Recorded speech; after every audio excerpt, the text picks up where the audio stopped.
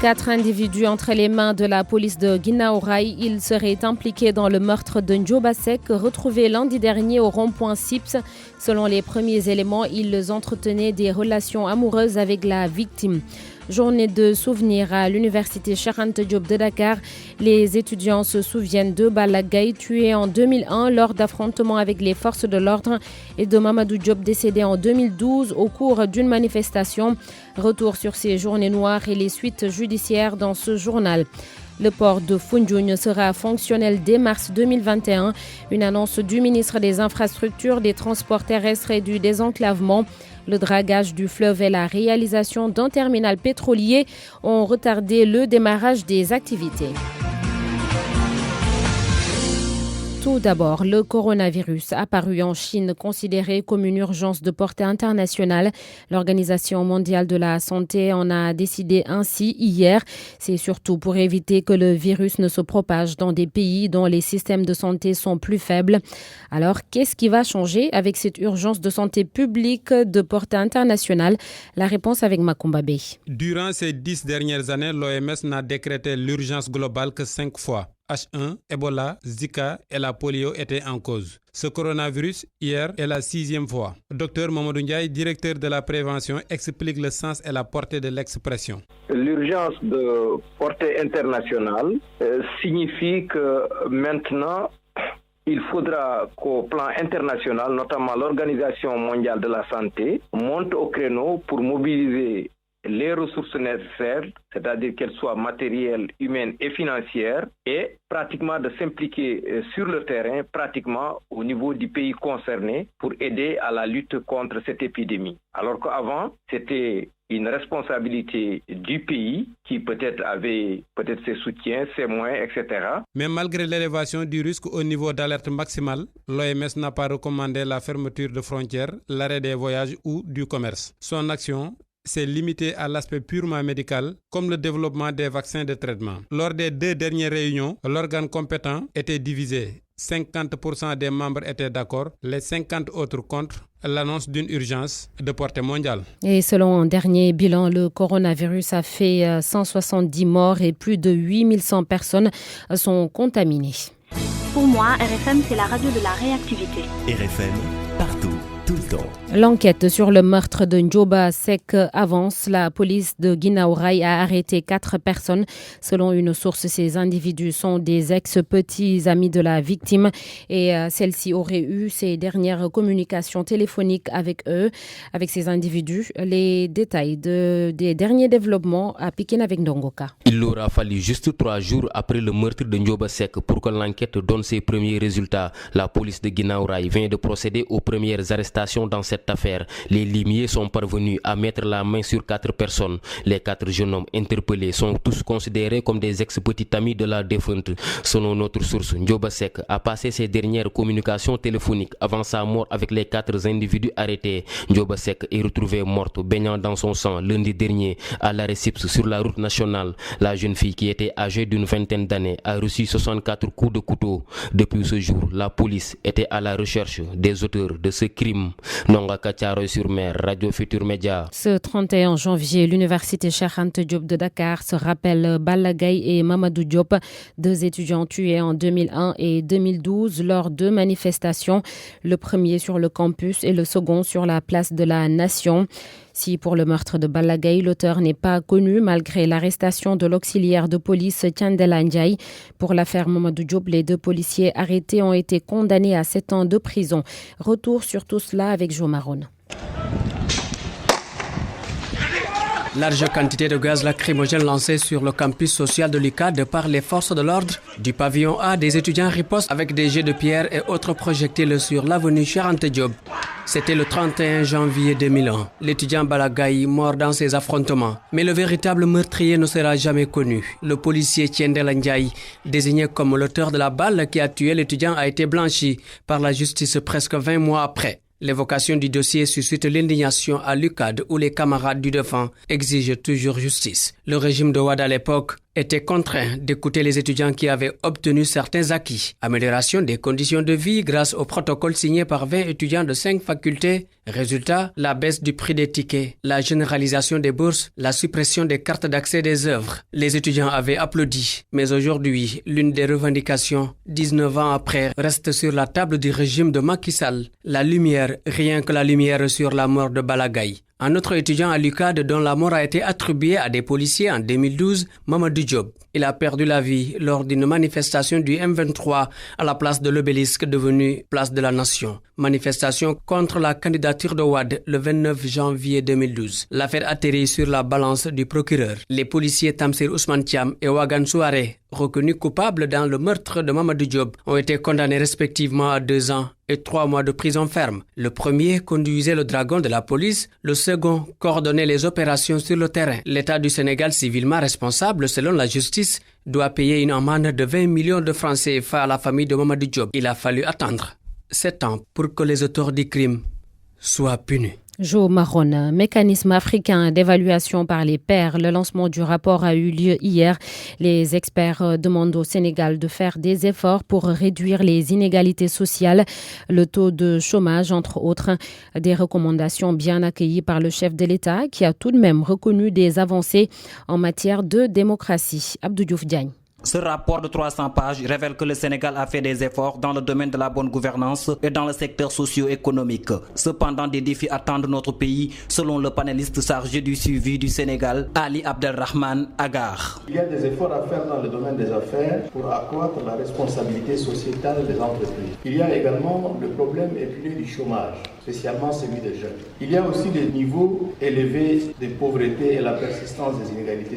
Il y a un problème qui est relevé de temps en temps, c'est celui des talibés. Le chef de l'État dit avoir pris acte des recommandations faites par les experts. Je partage totalement les défis qui ont été soulignés dans ce rapport. Et je les trouve tout à fait exacts, tels qu'ils ont été rapportés. Que les questions posées sont des questions justes dans notre société. La question de l'emploi des jeunes, c'est un défi. J'en fais mon équation ainsi que l'équation du gouvernement. Concernant l'interdiction des marches au Sénégal, le président de la République sort les statistiques. En 2018, sur 4828 déclarations de manifestations publiques, 118 ont été interdites, soit un taux de 2,44% d'interdiction. Et au troisième trimestre de l'année 2019, sur 4284 déclarations de manifestation, seuls 71 n'ont pas été accordées. Et quand on dit on va marcher à la place de l'Indépendance, ou devant le palais de la République, qu'on ne veut pas faire une marche pacifique. Ce rapport d'évaluation porte sur 4 thématiques: la démocratie et la gouvernance politique, la gouvernance et la gestion économique, la gouvernance d'entreprise et le développement socio-économique. RFM Diamniadio, Abdou Diouf Diagne. Le collectif Nyon Lank encore dans la rue ce vendredi, une manifestation autorisée par le préfet de Dakar. Les membres se donnent rendez-vous à l'université Cheikh Anta Diop de Dakar pour finir leur marche au rond-point de la poste de la Médina. Ils ont entre 15h et 18h pour tenir cette manifestation. Le collectif continue de réclamer la libération de Guy Marius Sagna. Foundiougne, le ministre de la Pêche et de l'économie maritime Aliou Ndoye annonce le démarrage des activités du port pour mars 2021. Il était en visite sur le site avec son collègue des infrastructures, des transports terrestres et du désenclavement.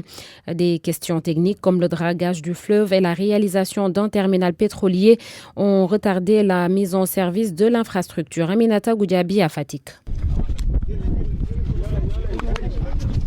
Les entreprises chinoises en charge de la construction du pont de Foundiougne sont à pied d'œuvre. Les travaux avancent sur le chantier et l'ouvrage pourrait être réceptionné en mars 2021. Le ministre des Infrastructures, des Transports terrestres et du désenclavement a visité le chantier en compagnie de son collègue des pêches et de l'économie maritime, Oumar Youma. Je pense que c'est le pont le plus long au niveau du Sénégal. 1300 mètres de portée avec un travail extrêmement sérieux, technique, effectué avec beaucoup d'intelligence qui devrait nous permettre justement à terme, normalement, mars 2021 de réceptionner ce pont. Mais nous sommes déjà à plus de 50% d'exécution et ça c'est très important dans une zone où les difficultés ne manquent pas. Ce pont, une fois achevé, va totalement désenclaver le département de Foundiougne et du coup booster son économie. Le pont va améliorer la fluidité, améliorer la circulation des personnes et des biens, mais aussi impacter négativement et positivement dans l'intégration du Sénégal dans la sous-région. Vous savez très bien qu'à partir de Foundiougne, on peut faire des raccourcis pour aller en Gambie. Mars 2021, nous aurons un pont à l'usage des Foundiougnois qui va leur permettre justement de remplacer ce bac qui est vétuste, qui cause beaucoup de problèmes en termes de confort, beaucoup de problèmes dans le déplacement, en termes de lenteur aussi. Je pense que ce pont-là est véritablement la solution durable qui permet d'améliorer de manière notable la mobilité dans cette zone particulièrement enclavée. Les travaux de construction du pont de Foundiougne ont démarré en 2018 et le coût du financement s'élève à 42 milliards de francs CFA, selon le ministre Oumar Youm. Aminatou Goudiaby, Fatick RFM. Et le reportage sur le port de Foundiougne que vous pourrez écouter dans le journal de 8h avec Barthélémy Ngom. Avant de nous quitter, le professeur Oumar Ba sera inhumé ce vendredi au cimetière de Yoff. La levée du corps aura lieu à 15h à la grande mosquée de Sacré-Cœur 3. Oumar Ba était professeur à la faculté des sciences économiques et de gestion de l'UCAD. Il est décédé mercredi dernier après un malaise. Il est 7h11, Babacar. Il était un bon interlocuteur pour les médias sur les questions économiques. Merci. Sornon Natamé, c'était le journal, oui, et les titres sport. Cher Tidiane Diagne. Kalidou Koulibaly de retour à l'entraînement et cela après plusieurs semaines de convalescence. Il pourrait faire partie de l'effectif du Napoli pour ce week-end en championnat italien. Nous avons aussi parlé dans ce journal du tour cycliste du fleuve. Asmalik Diaw remporte la 3e étape. Ce vendredi, pour la 4e étape, c'est donc l'essentiel des actualités sportives de ce matin, Babacar. Cher Tidiane Diagne, merci. Bonjour Charles Faye. Bonjour Babacar. À tout à l'heure pour votre chronique du vendredi. RFM Matin, à 7h40, notre invité, Banda Diop, le maire de la Patte d'Oie.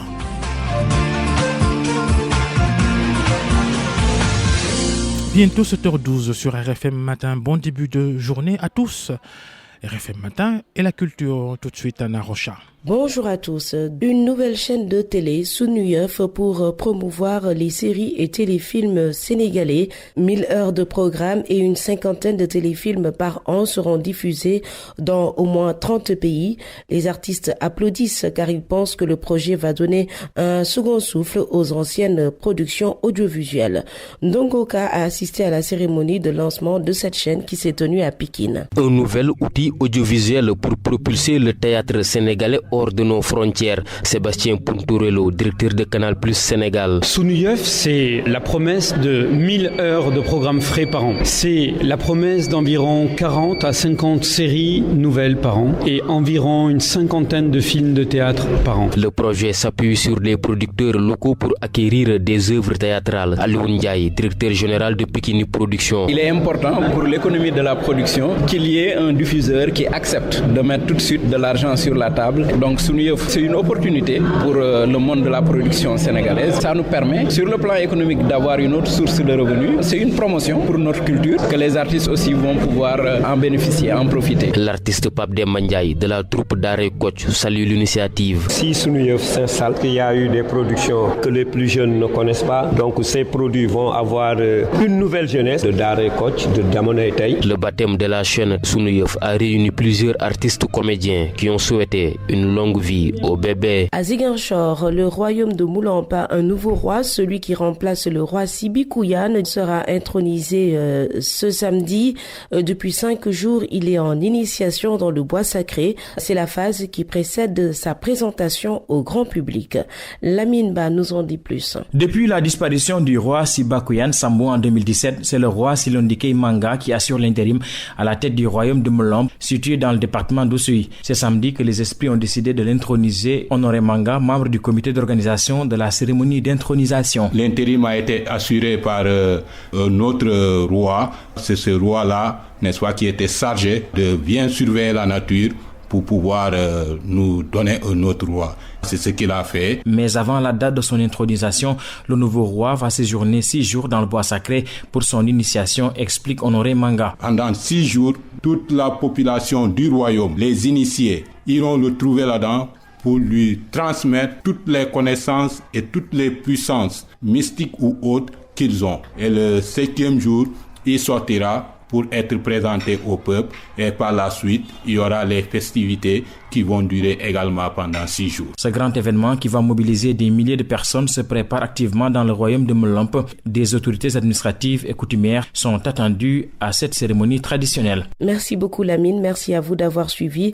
Je vous donne rendez-vous demain dans le magazine culturel d'RFM, Khalam. Anna Rocha, merci. RFM Matin, l'émission qui réveille le Sénégal. Il est 7h15 et Charles Faye nous rejoint. Votre chronique cette semaine, Charles, vous évoquez entre autres sujets ce monstre qui s'appelle coronavirus et qui ébranle la planète. C'est fou ce que la fiction peut nous ramener à la réalité et nous plonger dans la chronique d'une contagion annoncée, telle par exemple le coronavirus. Il n'y a plus un seul endroit au monde où l'on ne parle sans trembler de ce démon ainsi baptisé par le président chinois Xi Jinping lors d'une rencontre avec le directeur général de l'OMS à Pékin. Ce monstre, qui peut provoquer des maladies bénignes chez l'homme, comme un rhume, et des pathologies plus graves comme le SRAS ou, si vous voulez, le syndrome respiratoire aigu sévère, est quand même traité en Chine comme une maladie infectieuse de grade A, au même titre que la peste bubonique et le choléra. C'est dire le sérieux avec lequel la Chine prend cette affaire que le milieu des affaires a fini d'installer au sommet de la psychose mondiale. De l'adrénaline, nous allons en avoir et à foison. Et pour s'inoculer une piqûre de rappel mondial et s'offrir une hystérie contagieuse et planétaire, il n'y a rien de mieux à faire que de voir le film Contagion de Steven Soderbergh sorti en 2011.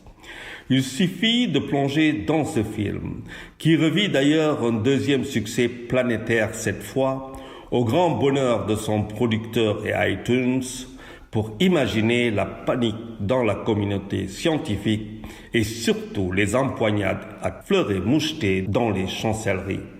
La Chine, avec son commerce tentaculaire, n'est pas pour plaire à tout le monde, surtout pas à Trump. Le monde tient ainsi son coronavirus. L'industrie pharmaceutique cherche son vaccin et nous en parlons sans rien maîtriser. Alors autant revenir à la folie meurtrière qui s'est emparée de notre société et s'en ouvrir à la communauté universitaire pour trouver le remède approprié. Et pour ce que je crois, il n'y a d'autre alternative que d'aller chercher le mal là où il est et l'en extirper sans choc anaphylactique. Et cela commence par la question à savoir comment en est-on arrivé à cette violence extrême ? Pourquoi le Sénégalais est-il devenu agressif ? Pourquoi tue-t-il facilement et parfois même avec cynisme ? Sommes-nous si malheureux ? Les psychologues ont un énorme rôle à jouer dans ce pays, où l'argent circule au compte-gouttes, où le clientélisme s'érige en diplôme et passe droit au marché juteux, où trop de jeunes sans horizon préfèrent la houle de l'océan Atlantique plutôt que de vivre dans la misère, où l'idéologie alimentaire s'égrène en perdième et séminaire et va jusqu'à même investir les funérailles et autres cérémonies. Je ne suis pas loin de croire que l'explosion de l'anarchie urbaine, la déliquescence de la puissance parentale et bien d'autres iniquités matérielles et sociales ont produit les germes d'une ségrégation non voulue, certes, mais inévitablement fait le lit d'une agitation sociale désormais exacerbée et au bord de l'implosion. Le mal est profond, osons l'affronter, car nous sommes devenus violents. Juma Mubarak et bon week-end à tous. Bonne journée à vous, Charles Faye, merci pour cette chronique. RFM Matin, 7h19, revue de presse de Georges Déthié Diop à la une, Nyolank. Nyolank qui ne lâche pas l'affaire et qui est encore dans la rue aujourd'hui. Oui, marche cet après-midi contre la hausse des prix de l'électricité et pour la libération de Guy Marius Sagna. Hélas, rapporte que le collectif veut une marée humaine. Ses membres ont invité les populations à se mobiliser massivement en vue d'établir un rapport de force avec les autorités. La marche est autorisée par le préfet. Les Échos soulignent que cette fois-ci, le collectif a changé d'itinéraire, choisissant comme point de départ l'université Cheikh Anta Diop pour rejoindre le rond-point de la poste de la Médina. Seulement, le journal indique que Nyolank a un grand défi à relever, celui de mobiliser les Sénégalais. En tous les cas, selon les Échos, Thiat invite les Sénégalais à réagir avant qu'il ne soit trop tard. Pour lui, il faut faire sortir Guy Marius Sagna de prison avant d'avoir un autre Blondin Diop. Son camarade de Y'en a marre, Fadel Barro, lui, demande aux citoyens qui ne peuvent pas être présents de manifester leur soutien à Guy Marius Sagna en portant des brassards rouges ou en donnant des coups de klaxon à partir de 15h. Les Sénégalais, plusieurs milliers en tous les cas, font face à l'insécurité alimentaire. L'Observateur se fait l'écho de la note d'information du Programme alimentaire mondial. Le document renseigne que 6,4 tonnes d'aide alimentaire ont été distribuées dans les zones les plus touchées. 42 466 personnes ont été assistées en novembre 2019. 351 millions à transfert d'argent pour un peu plus de 35 000 personnes, 515 écoles primaires rurales et 106 000 élèves recevront une assistance du PAM. À la une de l'Observateur toujours, les meurtres et découvertes macabres, une enquête sur des tueries atroces qui ont bouleversé les Sénégalais et qui peinent à être élucidées. Le journal en liste 11 qui, jusqu'ici, sont restés au point mort. À Diamaguène Sicap Mbao, Géoul, l'affaire Famagnan, Aminata Diouf retrouvée morte à Ouakam, entre autres. D'ailleurs, sur cette affaire Aminata Diouf, le père de la victime confie que depuis 8 mois, ils n'ont plus de nouvelles des enquêteurs. Ainsi, plusieurs questions surgissent. Qu'est-ce qui explique ces lenteurs? Où se situent les facteurs qui bloquent l'action des enquêteurs? L'ancien patron de la communication de la police, le colonel Alioune Ndiaye, donne des éléments de réponse dans l'Obs du jour. Dans le journal Le Quotidien, il est question de la drogue découverte dans le navire Grand Nigeria. Le journal fait savoir que pour la première fois, Grimaldi a décidé de se prononcer sur cette affaire. Selon mon confrère, l'armateur détaille le film de la découverte des 120 kg de cocaïne retrouvés dans le système de ventilation du navire grâce à ses agents avant que ses avocats ne saisissent par courrier le directeur général des douanes. Parlons à présent de l'épidémie de coronavirus. Vox Populi apprend que l'OMS a décrété l'urgence de santé publique de portée internationale. 212 morts enregistrés, 8900 cas à travers le monde.